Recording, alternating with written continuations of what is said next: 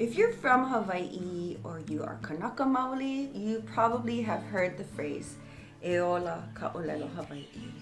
And what that translates to is the Hawaiian language will thrive on forever. And it's just a positive affirmation to strengthen our movement of our language, to revive our language and our people. And it's just a beautiful way to express how important our ʻōlelo Hawaii is to our people and to our ʻāina of Hawaii. So let's say it all together. E ola I ka ʻōlelo Hawaii. Maikaʻi, one more time, hana ho. Oia. E ola I ka ʻōlelo Hawaii. Whoo, maikaʻi. Ahui ho, malama.